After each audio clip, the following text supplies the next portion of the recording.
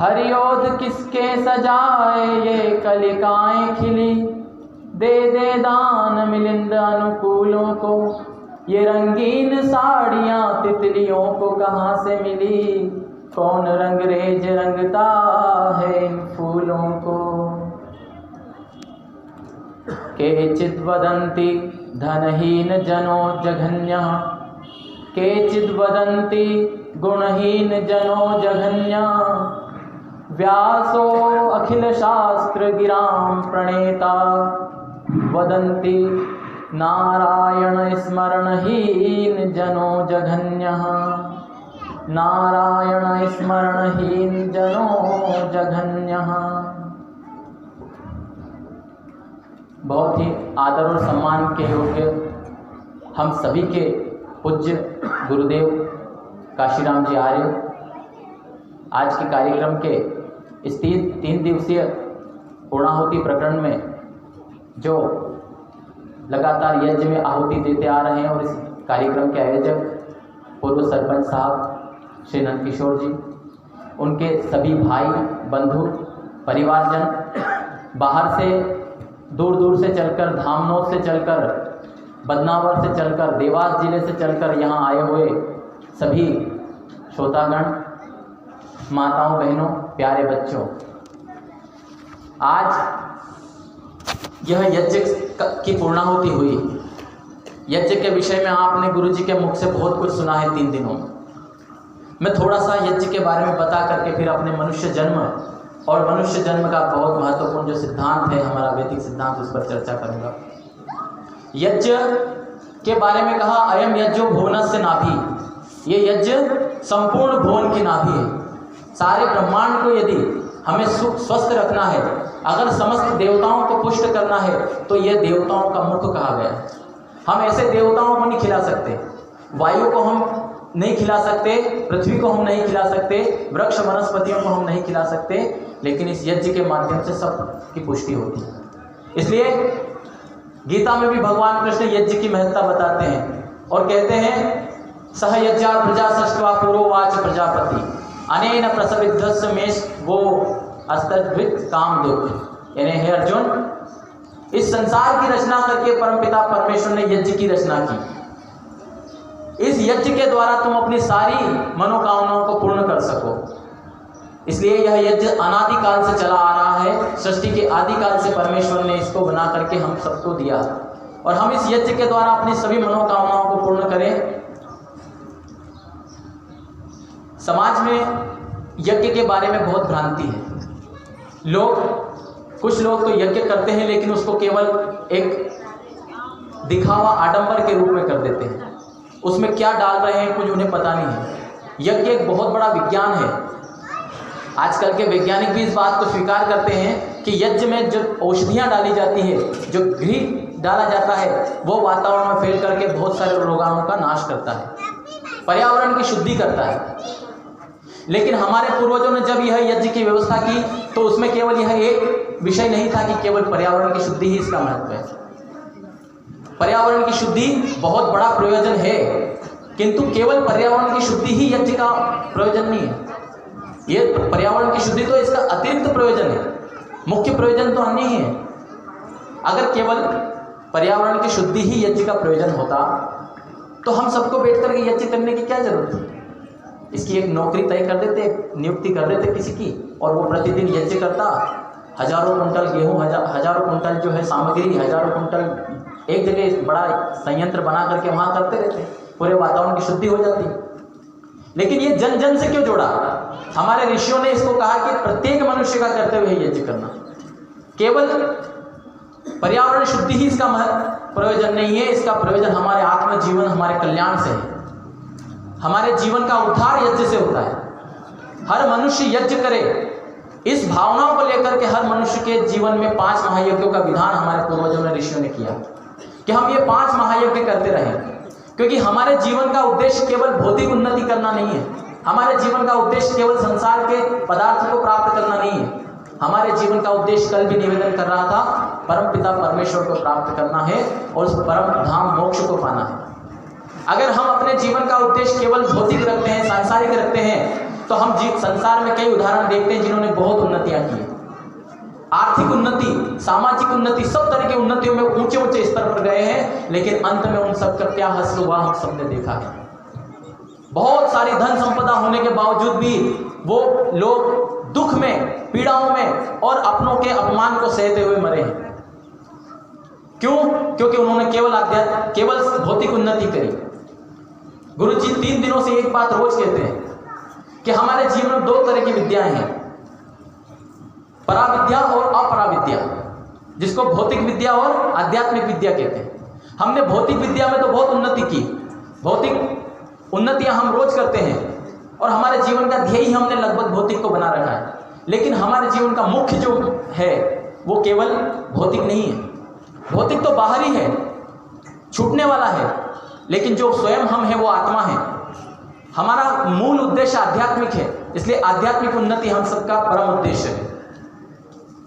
अब आप कहें कि आत्मा क्या है, अध्यात्म क्या है, इस विषय में चर्चा हो चुकी, बहुत से जानते हैं, लेकिन थोड़ा सा संक्षेप में मैं आप सबको बताता हूं। हम कौन है? ये जो एक चिरंतन प्रश्न चला आ रहा है अनादिकाल से कि मैं कौन हूं, मैं कहां से आया हूं, मुझे कहां जाना है, इस विषय में हर आत्मा के मन में जिज्ञासा रहती है, लेकिन वो इसे दबा देता है संसार के भोगों में व्यस्त होकर के। वो भूल जाता है कि मैं कौन हूं, कहां से आया हूं, मुझे क्या करना है, मुझे किस लिए भेजा गया था। संसार में आके व्यक्ति अपने कर्तव्य को भूल जाता है और वह उन कार्यों को करता है जिनसे केवल उसको तात्कालिक लाभ होता है, जिससे दूरगामी परिणाम हो, जिससे हमारा भविष्य सुधर जाए, जिससे हमारे अनंत जन्मों का कल्याण हो जाए। ऐसा कर्म मनुष्य नहीं करता है। वो है उसकी उन्नति होती है अध्यात्म से। भौतिक उन्नति से केवल हमारे इस वर्तमान जीवन की उन्नति होती है। केवल इस वर्तमान जीवन में हम उन्नति कर सकते हैं और करना चाहिए। भौतिक उन्नति के मना नहीं करी हमारे शास्त्रों में।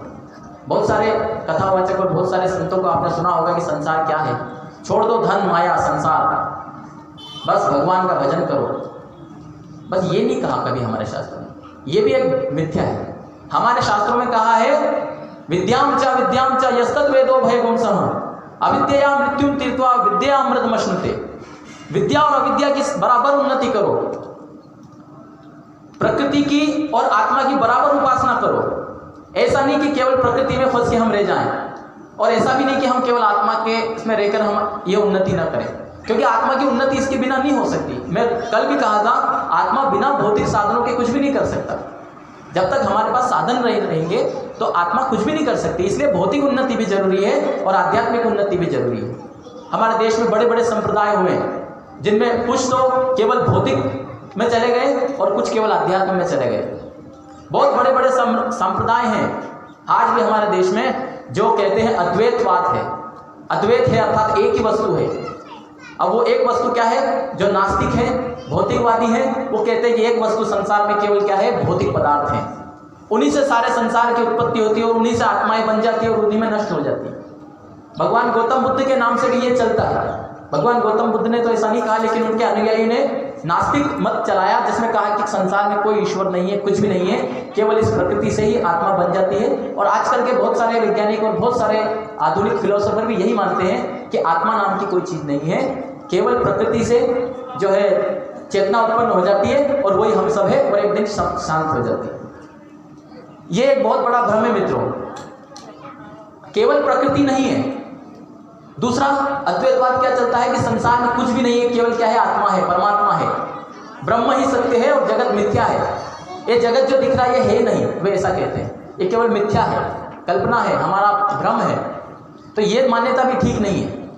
अगर यही मान्यता ठीक होती तो फिर आप क्यों दौड़ भाग कर रहे हो, क्यों कमाने के लिए जा रहे हो, क्यों भोजन कर रहे हो? अगर कुछ भी नहीं है तो ये सब क्यों कर रहे हो? इसका मतलब ये धारणा भी ठीक नहीं है।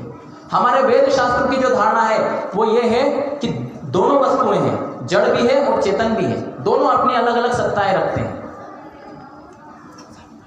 आज एक सिद्धांत चलता है, आइंस्टीन का सिद्धांत है, जो पढ़े लिखे भाई वो जानते होंगे। आइंस्टीन का सिद्धांत है जो कहता है E = mc²। एनर्जी जो है मैटर में बदल जाती है, ऊर्जा पदार्थ में बदल जाती है। यह बात सत्य है, इसका मैं विरोध नहीं कर रहा हूँ, ये बिल्कुल सत्य है। लेकिन वो इससे जोड़ते हैं कि देखो, जैसे एनर्जी पदार्थ में बदल जाती है, वैसे ही आत्मा परमात्मा जो है वो आत्माओं में और पृथ्वी में और पदार्थों में बदल जाता है। परमात्मा ही सब रूपों में जाता है, परमात्मा एक ऊर्जा है, वो इस तरह की बात कहते हैं। लेकिन ऐसा कहते समय वो भूल जाते हैं कि ऊर्जा भी प्रकृति का अंग है। ऊर्जा कोई चेतना नहीं है। इस माइक में जो करंट आ रहा है उसको ज्ञान नहीं कि मैं करंट हूं। ये जो ऊर्जा है इसको पता नहीं कि मैं ऊर्जा हूं। गुरु जी ने कल जड़ और चेतन की परिभाषा आपको बताई थी। जो अपना भी ज्ञान रखे और दूसरों का भी ज्ञान रखे वो चेतन है। जिसे पता है कि मैं हूं और जो आसपास जो है उसको भी ध्यान रखे, उसका भी ज्ञान जिसको हो रहा हो वो चेतन है। जैसे आप और हम सबको पता है कि मैं हूं और मेरे आसपास में जो बैठे ये भी है, ये खंबा भी है और ये सब दिख रहा है, मुझे ज्ञान हो रहा है। तो ये जिसको ज्ञान होता है वो चेतन है। लेकिन जिसको ज्ञान नहीं होता वो अचेतन है, जड़ है। जैसे ये माइक, इसे पता नहीं कि कौन मेरे में बोल रहा है। ये खंबा, इसे पता नहीं कि मेरे ऊपर क्या वजन रखा हुआ है। ये जड़ वस्तुएं हैं और हम चेतन हैं। तो जड़ और चेतन पृथक अस्तित्व रखते हैं। तो जो लोग कहते हैं E बराबर mc², मैटर के रूप में ऊर्जा बदल जाती है और मैटर फिर एनर्जी में बदल जाता है, ये अधूरा ज्ञान है। ये सत्य है कि पदार्थ ऊर्जा में और ऊर्जा पदार्थ में बदलती है, लेकिन वो ऊर्जा भी तो प्रकृति का अंग है। ऊर्जा से ही तो प्रकृति से ही ऊर्जा बनी है, प्रकृति से ही सारे पदार्थ बने। तो आप तो एक तरफा ही विचार कर रहे हो, फिर आपका ब्रह्म कहाँ गया, ईश्वर कहाँ गया, चेतना कहाँ गई, वो एक अलग विषय है। इसलिए जो वेद कहता है कि ब्रह्म भी है, आत्मा भी है, हम भी है, हमारा शरीर भी है, ये भी सत्य है, संसार भी सत्य है। ये कोई मिथ्या नहीं है। अगर मिथ्या होता तो इसको किसने बनाया, क्यों बनाया, ऐसे कई सारे प्रश्न खड़े हो जाएंगे। तो जो हमारे शास्त्र कहते हैं, प्राचीन सनातन शास्त्र कहते हैं कि ईश्वर भी है, आत्मा भी है और प्रकृति भी, तीन पदार्थ हैं। जो इन तीनों को यथार्थ रूप में जान लेता वही सत्य को जान पाता है, अन्यथा भ्रम में उलझते रहते हैं। हमारे वैदिक शास्त्रों में हमारे सिद्धांत बताए गए, महत्वपूर्ण सिद्धांत हैं जो हमारे जीवन के लिए बहुत महत्वपूर्ण है। हमारे जीवन का कल्याण तभी हो सकता है जब हम वैदिक विधानों पर चलें, वैदिक सिद्धांतों को अपने जीवन में अपनाएं और उन सिद्धांतों पर चलकर ही अपने जीवन का कल्याण कर सकते हैं। आजकल कहा जाता है कि कुछ करने की जरूरत नहीं है, जो चल रहा है वो चलते रहो, इसमें करते रहो और हमारा कल्याण हो जाएगा।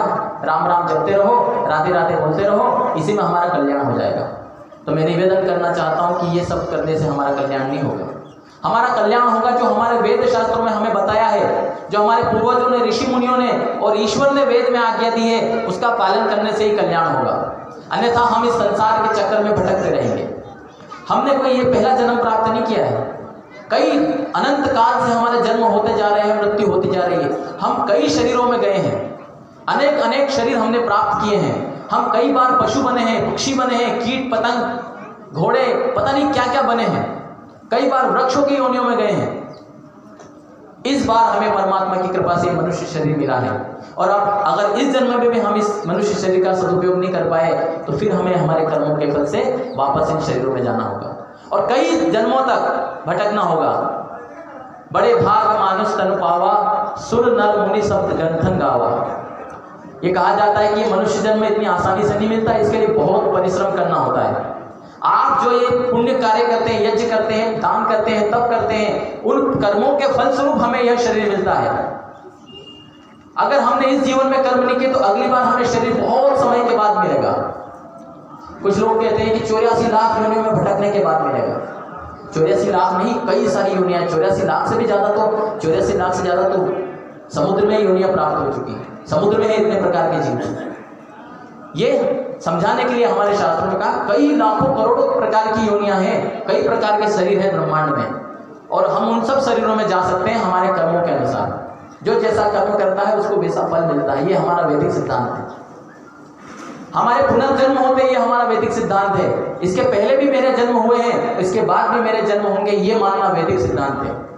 आज दुनिया में आधे से ज्यादा जनसंख्या, और कहूं उससे भी ज्यादा, कुछ है केवल सनातन धर्मियों को छोड़ करके लगभग सारे जनसंख्या 700-800 करोड़ जितनी जनसंख्या विश्व में है, उनमें से सर्वाधिक लोग ये मानते हैं कि अगले कोई जन्म होने वाला नहीं है। यही है, इसी को खाओ पियो, खिलाओ पिलाओ, मौज करो, ऐसा वो मानते। वो नहीं जानते कि अगला जन्म भी होने वाला है। इसलिए शास्त्रों में, उपनिषद में कहा कि जो ये मानता है कि यही जीवन सत्य है, इसके बाद कुछ नहीं है, वो बार बार संसार के बंधन में पड़ता है और बार बार इस दुख को भोगता है। तो इस संसार के बंधन से छूटने का उपाय हमारे शास्त्रों में बताया है और कहा कि जो सत्य ज्ञान को प्राप्त करेगा वही मोक्ष को प्राप्त कर सकता है, वही मुक्ति को प्राप्त कर सकता है। अन्यथा हम अविद्या में फंस करके जन्म जन्मांतर तक भटकते रहेंगे। आज देश में बहुत सारे लोग हैं जो कहते हैं कि मैं सत्य हूँ। हर संप्रदाय के लोग कहते हैं कि मैं सत्य पर हूँ। आर्य समाज नहीं कहता कि मैं सत्य पे हूँ। आर्य समाज कहता है कि तुम खुद बुद्धिमान हो, तुम विचार करो, हमारे ऋषि मुनि क्या कहते थे, हमारे पूर्वज राम जी कृष्ण जी क्या कहते थे, भगवान शिव क्या कहते थे, उनकी बात मानो, लोगों की बात मत मानो। और फिर वो विचार करके पता चलता है कि हाँ वो सत्य पर थे, इसलिए हम उनके मार्ग पर चले। आर्य समाज कोई नया मार्ग नहीं बताता, ऋषि मुनियों के मार्ग पर चलने की बात कहता है। जबकि ये जितने भी संप्रदाय हैं ये अपने मार्ग नए बनाते हैं और लोगों को चलाते हैं। और वो क्योंकि मनुष्य अल्प ज्ञानी है, अल्प सामर्थ्यवान है, इसलिए उसके अंदर संपूर्ण ज्ञान नहीं हो सकता, इसलिए वो बहुत सारी त्रुटियां करता है। सिद्धांत तो समाज में देता है लेकिन उनमें कुछ ना कुछ कमियां होती है। अगर कमियां नहीं होती तो अभी तक सारे लोग एक मत के हो जाते हैं। जितने भी संप्रदाय समाज में चल रहे हैं वो सब एक हो जाते हैं। क्यों? क्योंकि अगर सत्य होता कोई तो वो सब सत्य नहीं है। सत्य वो है जो ऋषि मुनियों का है, जिसे हम भूल चुके हैं। और ऋषि दयानंद ने, आर्य समाज ने हमें उन सिद्धांतों से अवगत कराया जो प्राचीन काल से चले आ रहे हैं, वैदिक काल से, जो वेदों में लिखे हैं, जो ऋषि मुनियों ने कहे हैं, उन सिद्धांतों को आर्य समाज मानता है और उनका प्रचार करता है। तो हमें भी उन सिद्धांतों को मानना चाहिए। उन सिद्धांतों में सबसे पहला सिद्धांत है त्रैतवाद का सिद्धांत, जो मैंने आपको अभी बताया। 3 वस्तुएं हैं, आत्मा, परमात्मा और प्रकृति। 3 पदार्थ अनादि हैं, न ये कभी जन्मते हैं न कभी मरते हैं, हमेशा से और हमेशा तक रहते हैं। हमारी आत्मा हमेशा से और हमेशा तक रहेगी, परमात्मा हमेशा से और हमेशा तक रहेगा। और ये पदार्थ जिससे बने हुए हैं, इनका जो मूल कारण है, सूक्ष्म रूप में जो प्रकृति होती है, वो हमेशा से और हमेशा तक रहते हैं। बच्चे, संसार बनता बिगड़ता है, हमारे शरीर बनते बिगड़ते हैं, हमारी आत्मा सदा जैसी है वैसी ही रहती है। किंतु आत्मा अल्पज्ञानी होने से कई बार हमने मोक्ष भी प्राप्त किया बंधुओं, लेकिन हम अल्पज्ञानी होने से भूल चुके हैं उसको। हम वापस से ज्ञान को अगर प्राप्त कर लें, ऋषियों के बताए मार्ग पर चलें और उस ज्ञान को प्राप्त कर लें, तो हमारी उन्नति हो सकती है और हम मोक्ष को प्राप्त कर सकते हैं। पहला सिद्धांत मैंने बताया त्रैतवाद, ईश्वर जीव और प्रकृति को समझना। दूसरा सबसे बड़ा सिद्धांत है कर्मफल सिद्धांत। आर्य समाज सबसे ज्यादा प्रचार जिस बात का करता है वो कर्मफल सिद्धांत का करता है। हमारे ऋषि मुनियों ने, हमारे महापुरुषों ने इस बात पर बहुत बल दिया कि अपने कर्मों को शुद्ध करो। जो अच्छे कर्म करेगा वो अच्छा शरीर पाएगा, अच्छे सुखों को पाएगा, और जो गलत कर्म करेगा वो दुखों को पाएगा।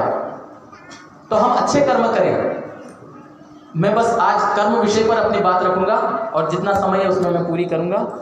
मेरे पास 10 मिनट है, मैं कोशिश करूंगा 10 मिनट में कर्म सिद्धांत क्या है और कैसे हमारे शरीर होते हैं, कैसे मिलते हैं, इस विषय को मैं आपको बताऊं। हम आत्माएं हैं और आत्माएं शरीर प्राप्त करती है अपने कर्मों के अनुसार। तो किस कर्म से क्या शरीर मिलता है? जब हम अच्छे कर्म करते हैं तो हमारे अच्छे शरीर मिलते हैं, और जब हम बुरे कर्म करते हैं तो हमारे बुरे शरीर होते हैं। हम अनादिकाल से हैं, अनादिकाल से कर्म करते आ रहे हैं।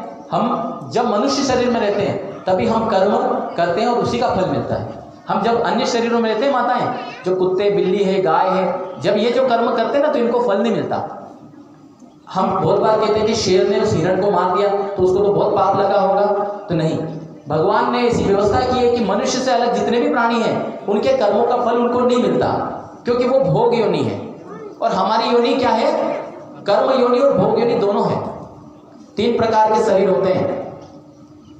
एक होती है कर्म योनि, एक होती है भोग योनि और एक होती है उभय योनि। तो भोग योनि कौन सी है? जो पशु पक्षियों की जो भोग कर रहे हैं संसार में, केवल वो नए कर्म नहीं कर सकते। हाँ, खाना पीना ये तो स्वाभाविक कर्म ये तो करते हैं, लेकिन उनके कोई नए कर्म नहीं बनते जिनसे उनको अच्छा शरीर मिले। और वो केवल भोग भोग रहे हैं। वो भोगों को खत्म करते जा रहे हैं। जब उनके भोग खत्म हो जाएंगे तब परमात्मा दया करके शरीर देंगे। दूसरी योनि है कर्म योनि। ये कर्म योनि क्या है इसको मैं थोड़ी देर बाद बताऊंगा। इसके पहले मैं आपको उभय योनि के बारे में बताता हूँ। कर्म योनि वो है जिसमें कर्म किया जाता है, जिसमें फल भोगने के लिए नहीं जाते हैं। और उभय योनि वो है जिसमें कर्म भी किए जाते हैं और फल भी भोगे जाते हैं। हमने पिछले जन्मों में जो कर्म किए थे वो इस जन्म में हम भोग रहे हैं। तो इसलिए मनुष्य शरीर जो है, मनुष्य योनि क्या है? उभय योनि है। इसमें हम केवल कर्म भी करते हैं और पिछले जन्मों के भोग भी भोगते हैं, तो इसको उभय योनि कहा। अब कर्म योनि क्या है इसको मैं आपको बताता हूँ। इसके पहले हम थोड़ा सा ये समझ लें कि हमारे मनुष्य शरीर कैसे बनते हैं। जो हम कर्म करते हैं, माताओं बहनों, महर्षि दयानंद जी ने भी लिखा है कि जब हमारे पाप और पुण्य जो हमने जीवन में पाप कमाए और पुण्य कमाए, जब वो बराबर होते हैं, हमने मान लीजिए कि 50 पाप किए और 50 पुण्य किए, यानी उनकी मात्रा बराबर है पाप और पुण्य की, तो हमारा मनुष्य शरीर बनता है। अगर हमारे पाप ज़्यादा हैं और पुण्य कम है तो हमारे फिर दूसरे शरीर में जाना पड़ता है, और फिर वहाँ पर हम भोगते भोगते उन पापों को खत्म करते करते करते करते जब बराबर आते हैं तो परमात्मा दया करके फिर हमें मनुष्य शरीर दे देता है। ये जो लोग कहते हैं कि एक बार मनुष्य जन्म के बाद फिर 84 लाख योनि में भटक के घूम के आना पड़ेगा, ये बात सत्य नहीं है। आपके कर्म जितने हैं उतने भोग के आओगे, ज़्यादा नहीं देता परमात्मा। परमात्मा न्यायकारी, सुनो, परमात्मा क्या है? न्यायकारी है। जिसने जितना किया उसको उतना ही देता है, न उससे कोई ज़्यादा देता है न उससे कम देता है। तो आपने जितने पाप किए थे उनको आपको भोग करके जब आपका लेवल बराबर आ जाता है पुण्यों का और पाप का, तब आपको मनुष्य जन्म मिलता है। अब इस मनुष्य जन्म में हम, क्योंकि हमने 50% जो पाप और पुण्य थे उसके आधार पर हमारा मनुष्य जन्म मिला है, और मनुष्य जन्म मिलता है पुण्य कर्मों के फल से। तो हमारे जो पुण्य रखे हुए थे, मान लीजिए कि 50, अभी उदाहरण दे रहा हूँ, 50-50 है हमारे, है ना। अब हमको मनुष्य शरीर मिलता है तो इसमें हमारे पुण्य खर्च होते हैं। तो हमारे जब मनुष्य जन्म में आते ही हमारे पुण्य कम हो चुके हैं, हमारे पाप मनुष्य जन्म में आते ही अधिक है। यदि हम अच्छे कर्म नहीं करते हैं माताओं, तो हमको दूसरी शरीर में जाना ही पड़ेगा। और अगर हम, क्योंकि हमारा पुण्य खर्च हो गया हमारे शरीर मिलने में, अब हम इस शरीर में आकर अगर अच्छे कर्म करते हैं, अच्छे कर्म करते रहे और बराबर पे अगर आ गए तो ठीक है कि हमें फिर मनुष्य जन्म मिल सकता है। लेकिन हम अगर नहीं आ पाए तो हमें शरीरों में जाना पड़ेगा, उनको भोग करके आना पड़ेगा। हमारे विद्वान कहते हैं कि इस मनुष्य जन्म में किए हुए पाप और इस मनुष्य जन्म में किए हुए पुण्य का कई गुना फल मिलता है। इसलिए इस जन्म में विचार करके कर्म करो। एक छोटा सा पाप कई सारे फल दे सकता है, एक छोटा सा पुण्य कई सारे अच्छे सुख दे सकता है। इसलिए कोशिश करो कि पुण्य करो। महर्षि व्यास योग दर्शन के भाष्य में कहते हैं कि ये जो मनुष्य कर्म करता है उसके एक कर्म का कई अनंत गुना फल मिलता है, एक कर्म का अनंत गुना फल मिलता है। उसकी व्याख्या व्यास जी करते हुए कहते हैं कैसे मिलता है? ईश्वर तो न्यायकारी है, एक कर्म का एक ही फल मिलेगा, ज़्यादा कैसे मिलता है? तो वो उसकी व्याख्या करते हुए कहते हैं कि जब मनुष्य कोई एक पाप कर्म करता है तो उस पाप कर्म के करने से उसके मन में संस्कार पड़ जाते हैं, और वो संस्कार फिर उसको प्रेरित करते हैं पाप कर्म करने के लिए। फिर वो दूसरी बार उस पाप कर्म को करता है, फिर उसके संस्कार बढ़ते हैं, फिर वो प्रेरित करता है, फिर पाप कर्म, फिर ये सिलसिला चलने लगता है, तो खत्म होता नहीं, ये चक्र चलता रहता है। और ये वृत्ति और इनका चक्र जो चलता रहता है संस्कारों का, और फिर उससे हम कर्म करते हैं उसका संस्कार कर्म, ये चक्र अनादिकाल से चला आ रहा है और चलता रहता है। इसलिए एक पाप भी बहुत खतरनाक है, और अगर आपने एक पुण्य भी किया तो उस पुण्य का संस्कार पड़ेगा, और वो संस्कार आपको फिर अच्छे कर्म की ओर प्रेरित कर, आप फिर अच्छे कर्म करोगे, उसका फिर संस्कार पड़ेगा, उसका पुण्य तो संचित होगा, लेकिन उसके संस्कार से नए नए अच्छे कर्म करने की इच्छा होती जाएगी और हमारी उन्नति होती जाएगी। इसलिए कहा कि एक भी पाप हमारा नुकसान कर सकता है और एक भी पुण्य हमको ऊपर बढ़ा सकता है। माताओं बहनों, आप इस यज्ञ में आके बैठे, आपने एक अपना पुण्य बढ़ाया है, ये पुण्य आपको फिर प्रेरित करेगा अच्छे कर्मों के लिए। तो जब हमारे पाप पुण्य बराबर होते हैं तो मनुष्य जन्म मिलता है। फिर अगर मान लो हमने जीवन में अच्छे कर्म किए और बढ़ाए गए तो फिर क्या होगा? मान लो पुण्य और ऊपर बढ़ गए तो उसमें हमारा और अच्छा शरीर मिलेगा। जैसे कई मनुष्यों के शरीर सामान्य मिलते, जब बराबर रहते हैं तो सामान्य स्तर का शरीर मिलता है, ज़्यादा ना सुख सुविधाएं मिलती है, ना शरीर अच्छा सुंदर मिलता है, ना अच्छा कुरूप, एक सामान्य स्तर का शरीर। लेकिन अगर उसने अच्छे कर्म किए इस अवस्था में तो उसके अगले जन्म अच्छे सुंदर शरीर मिलेगा, हष्ट पुष्ट शरीर मिलेगा, धन धान्य संपन्न शरीर मिलेगा, और अगर अच्छे पुण्य हैं तो बुद्धिमान शरीर मिलेगा, और अच्छे पुण्य हैं तो फिर श्रीमानों के यहाँ जन्म होगा, विद्वानों के यहाँ जन्म होगा, और वो उन्नति की ओर बढ़ेगा, मोक्ष की ओर बढ़ेगा। तो यह कर्म का सिद्धांत हमेशा याद रखिए कि हमारे पाप और पुण्य जब बराबर होते तो मनुष्य का मिलता है। लेकिन यह मत समझ लेना कि खाली पाप और पुण्य बराबर रख लें। हमने तो गुरु जी ने कहा था पाप और पुण्य बराबर होना चाहिए, तो इसलिए 50 रुपये की चोरी कर ली तो 50 रुपये दान कर दो, हो गया। ये मत सोच लेना, इससे नहीं होगा। पुण्यों को बढ़ाते रहना, क्योंकि हमें पता नहीं कि हमारे कितने शरीर के लिए कितना पुण्य खर्च हुआ है, उतना तो हमें पुण्य अर्जित करना है। फिर हम इधर से पाप भी तो कर रहे हैं, पाप बढ़ते जा रहे हैं, पुण्य बढ़ते जा रहे हैं। तो ये दोनों जब तक बढ़ते रहेंगे, हमारे ये जब तक कर्म हमारे करते चलते रहेंगे तब तक हमारी संसार से मुक्ति नहीं होती, ये चक्र चलता रहता है। तो फिर संसार चक्र से छूटने का क्या उपाय? तो भगवान कृष्ण भी अर्जुन से कहते हैं, हे अर्जुन क्या करें फिर? तो कर्म करना बंद कर दो। भगवान अर्जुन कहते हैं, ये प्रभु यदि कर्म ही हमारे बंधन का कारण है तो फिर इस कर्म से संन्यास ले लेते हैं, कर्म क्यों करें, कर्म ही बंद कर देते हैं। तो भगवान कृष्ण कहते हैं कि कोई भी आत्मा कर्म किए बिना नहीं रह सकती, वो कुछ भी कर्म तो करेगी। तो इससे अच्छा है कि तुम कर्म कर रहे हो तो फिर अच्छे कर्म करो ना, पुण्य कर्म करो और फिर निष्काम कर्म करो। पुण्य कर्म कर ही निष्काम कर्म होते हैं, अच्छे कर्म करो, उनको निष्काम भावना से करो, तो तुम्हारे फिर कर्म फल नहीं मिलेंगे, वो छूट जाएंगे। इसका सिद्धांत क्या है मैं आपको बताता हूँ। पहले समझ लो कर्म कितने तरह के होते हैं। कर्म के बारे में महर्षि पतंजलि जी योग दर्शन में कहते हैं कि 4 प्रकार के कर्म होते हैं। शुक्ल कर्म, कृष्ण कर्म, शुक्ल कृष्ण कर्म और अशुक्ल अकृष्ण कर्म। इनको हम अपनी भाषा में बोले तो पाप कर्म, पुण्य कर्म, पाप और पुण्य मिश्रित कर्म, और न पाप और न पुण्य ऐसा कर्म। 4 तरह के हो गए, एक तो पाप, एक पुण्य, और एक दोनों का मिला हो पाप पुण्य, और तीसरा न पाप न पुण्य, चौथा। तो ये कैसे होते हैं? तो उन्होंने बताया कि जो मनुष्य संसार में अच्छे कर्म करता है, जैसे आप सब अच्छे कर्म कर रहे हैं, अच्छा व्यवसाय कर रहे हैं, ईमानदारी से अपना जीवन जी रहे हैं, लोगों का भला करते हुए जी रहे हैं और यज्ञ कर रहे हैं, अच्छे कर्म कर रहे हैं, तो ये सब क्या है? मिश्रित कर्म है। हम इन्हें पुण्य कर्म समझ लेते हैं, ये पुण्य कर्म नहीं है, ये मिश्रित कर्म है। पाप और पुण्य दोनों है, क्योंकि हम समाज का भला करते हैं तो कहीं ना कहीं हमसे कम गलतियां हो जाती है, पाप भी हो जाते हैं। हमने एक का भला किया, दूसरे के साथ अन्याय हो जाता है, तो पाप और पुण्य मिश्रित कर्म। और पाप कर्म कौन से? ये जितने भी बुरे कर्म हो रहे हैं ये सारे पाप कर्म हैं, इनको कृष्ण कर्म कहा है। और जो मिश्रित कर्म, हम सब क्या कर रहे हैं अभी? मिश्रित कर्म कर रहे हैं, हम अभी पुण्य कर्म नहीं कर रहे हैं। पुण्य कर्म क्या है? उत्तम कर्म, यज्ञ, जिस कर्म से लोगों का जरा सा भी नुकसान न हो, वो कर्म क्या है? पुण्य कर्म है। जिससे लोगों का भला भी हो, नुकसान भी हो जाए, वो मिश्रित कर्म है। यज्ञ कर्म से किसी का नुकसान नहीं होता है। महर्षि व्यास योग दर्शन के भाष्य में कहते हैं कि जो बाह्य साधनों से न किए जाएं, आंतरिक साधनों से की जाए, वो पुण्य कर्म है। ये यज्ञ कर्म भी बाहरी साधनों से भी किया जाता है और आंतरिक रूप से भी जुड़ के हम करते हैं। तो आंतरिक रूप से कर रहे हैं तो हम पुण्य कर्म करें, लेकिन ये भी मिश्रित में चला जाता है। कुछ विद्वान ऐसा कहते हैं गुरु जी। फिर पुण्य कर्म कौन से हैं? ऐसे कौन से कर्म हैं जो हमारे जीवन को उन्नति की ओर ले जा सकते हैं? तो ऋषि कहते हैं कि जो मन से स्वाध्याय किया जाता है, शास्त्रों का अध्ययन किया जाता है, योग किया जाता है, ध्यान किया जाता है, ईश्वर की भक्ति की जाती है, ईश्वर की उपासना की जाती है, वो कर्म क्या है? शुभ पुण्य कर्म है। और ऐसे शुद्ध पुण्य कर्मों से योग दर्शन में तो ये भी कहा है कि आपकी कुछ पाप राशि भी खत्म हो जाती है। आपके अगर ढेर लगे हो ना पापों के, और अगर आप ध्यान कर रहे हो, उपासना कर रहे हो, योग कर रहे हो और अच्छे ग्रंथों को पढ़ रहे हो, वेदों को पढ़ रहे हो, तो आपके पुण्य कर्म बढ़ते जाते हैं। वो पुण्य कर्म पाप कर्मों को दबा देते हैं और फिर आपकी उन्नति ही उन्नति है।